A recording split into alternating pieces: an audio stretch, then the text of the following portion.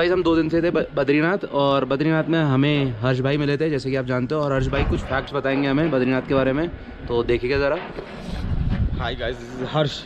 मैं हूँ हरियाणा से और मैं बताऊंगा आपको ऐसे इंटरेस्टिंग फैक्ट्स बद्रीनाथ के बारे में जो किसी को नहीं पता। गाइस दोस्तों, ऐसा है कि जो स्थान है ये लोगों ने टूरिस्ट प्लेस बना रखा है, लेकिन ये स्थान है रिसर्च का। रिसर्च कैसी? रिसर्च इन स्पिरिचुअलिटी, ध्यान, मेडिटेशन का। क्यों? क्योंकि ग्रेविटी से ऊपर है। ग्रेविटी से ऊपर मतलब पहाड़ों में सबसे हाइट पे है।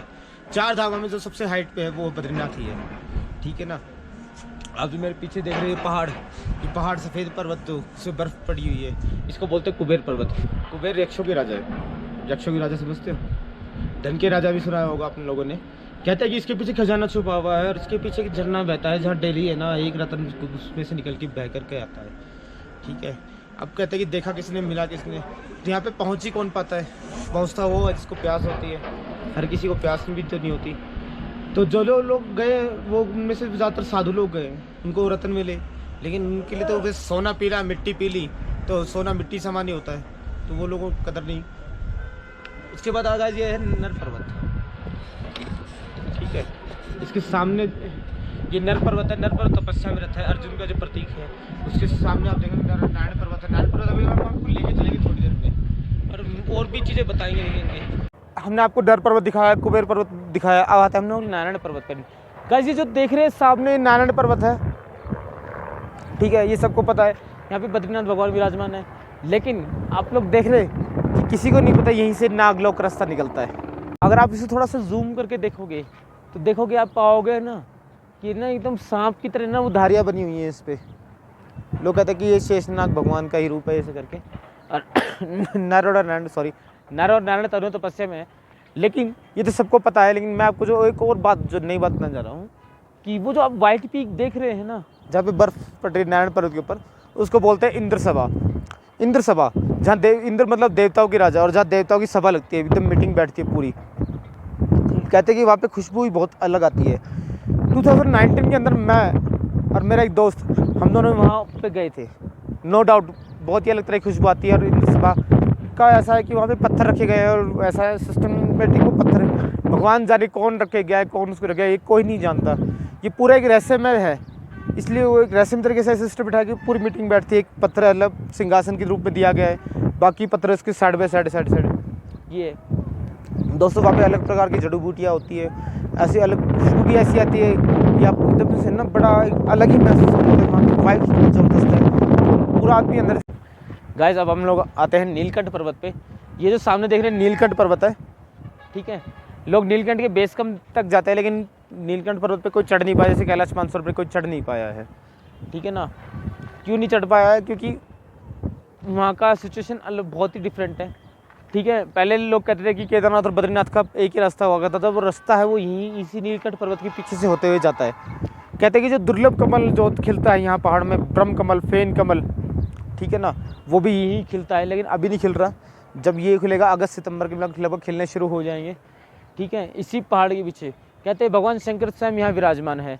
इसी पहाड़ के पीछे से एक छोटा सा रास्ता निकलेगा जो सीधा आपको केदारनाथ मंदिर के पीछे रास्ते से निकाल देगा। जहाँ से आप देख रहे होंगे ना केदारनाथ मंदिर, जिसके पीछे पहाड़ पे वो पत्थर लिखा हुआ बह करके आया था, वहीं से कहीं रास्ता निकल के यहाँ से आ जाएगा, ठीक है। तो पहले केदारनाथ जो पुजारी होता था वो केदारनाथ में पूजा करता था, फिर यहाँ पूजा करता था। दोस्तों चरण पादुका भी इधर ही है। यहाँ पे अगर आप थोड़ा सा 2 किलोमीटर का जो ट्रैक, वो जो आप लोग रेड कलर का टेम्पल देख रहे हैं, उसके बाद येलो देख रहे हैं, उससे थोड़ा सा 2 किलोमीटर अगर आप ऊपर जाओगे, वो जो वाइट ग्लेशियर्स है, उधर एक चरण पादुका टेम्पल है, ठीक है ना। चरण पादुका टेम्पल जहाँ भगवान विष्णु के पैरों के निशान है, इसलिए उसको चरण पादुका कहा गया है। उसके बाद आप एक और चीज़ जो किसी को नहीं पता, वो वहाँ पे आप जाओगे ना तो एक आपको है ना कि सांप के फन टाइप का है ना एक पौधा मिलेगा जो वहीं खिलता है, ठीक है।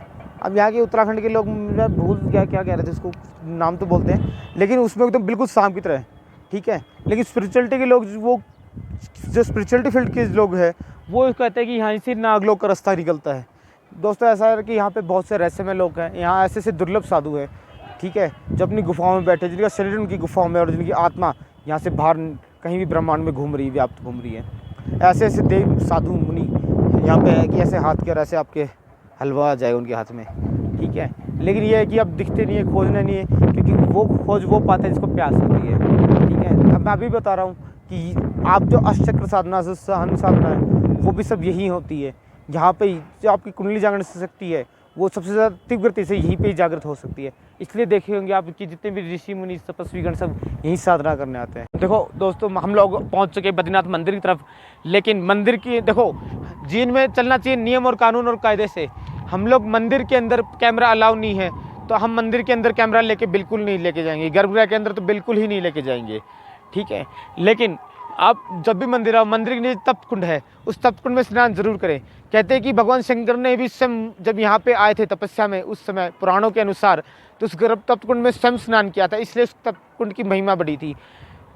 दोस्तों आप भी जानते हो, जो आप देखोगे ऑब्जर्व, क्योंकि ये जगह है रिसर्च ये ऑब्जर्व करने की, आप यहाँ और ऑब्जर्व करो वो तप कुंड का पानी आ कहाँ से रहा है, वो आ रहा है भगवान विष्णु के चरणों से, क्योंकि जहाँ भगवान नारायण बद्रीनारायण का मंदिर है उस मंदिर के नीचे से वो गर्म कुंड का पानी निकलता आ रहा है। नहीं तो इतनी भारी ठंड, इतना बड़ा बर्फ पड़ रही है, तो पानी आ कहाँ से रहा है। ठीक है, कोई कहता है सल्फर का है, कुछ कहता है, ठीक है मान लिया पहाड़ में उद्गम स्थल हो सकते हैं, गर्म स्रोतों के उद्गम स्थल हो सकते हैं, लेकिन आप पाओगे कि हर जगह तो उस गर्म स्रोत के उद्गम स्थल यहाँ पे है ही नहीं, सिर्फ उस मंदिर के ही नीचे से वो पानी आ रहा है। दोस्तों उसके बाद मंदिर में स्नान ध्यान और दर्शन करने के बाद हम लोग चलेंगे उन पहाड़ों की तरफ। वो पहाड़ दोस्तों, वो जो सामने पहाड़ देख रहे हो, उस पहाड़ के पीछे है अलकापुरी। अलकापुरी कहते हैं कि कुबेर की नगरी है अलकापुरी। ठीक है, कुबेर राजा यहाँ रहते हैं, उनकी नगरी वहाँ पे है, और अलकापुरी में ही अलकनंदा नदी का संगम है, उद्गम स्थल है, जहाँ से वो अलकनंदा नदी निकल के आ रही है।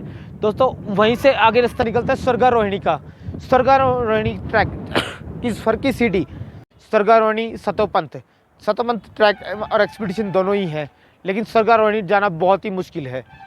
स्वर्गारोहिणी में स्वर्ग की सीढ़ी है, वहीं से आगे पांडव लोग हैं स्वर्ग के रास्ते, युधिष्ठिर जैसे स्वर्ग को गए थे, तो आप भी जा सकते हैं।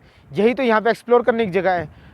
वहाँ पे एक ताल भी है जहाँ पर स्वयं ब्रह्मा विष्णु महेश तीनों स्नान करने गए थे। स्वर्गारोहिणी से पहले एक ताल पड़ता है, उसके बाद वहाँ पे भी बहुत से आप देवी देवता रहते हैं, बहुत से लोगों को अनुभव हुए हैं।